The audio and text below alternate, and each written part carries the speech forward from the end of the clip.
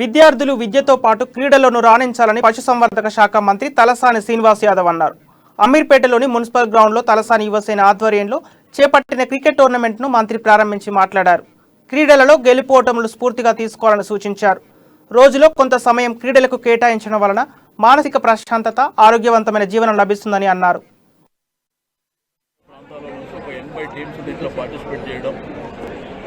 Corona వైరస్లో మరి ఒక సంవత్సరం గ్యాప్ రావడం జరిగింది.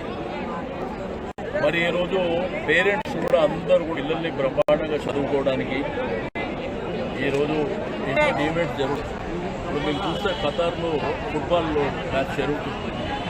ఇట్లా చాలా ఈవెంట్ జరుగుతాయి, కానీ క్రికెట్ కూడా క్రేజీ, మరి విపరీతమైనటువంటి క్రేజీ మన దేశంలో ప్రధానంగా.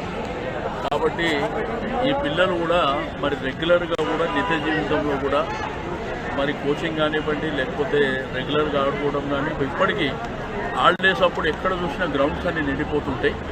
తప్పకుండా దాంట్లో వాళ్ళ భవిష్యత్తు కూడా ఉంటుందని చెప్పి నేను తెలియజేస్తాను. క్రికెట్ టోర్నమెంట్ అనేది ప్రతి సంవత్సరం ఆనవాయితీగా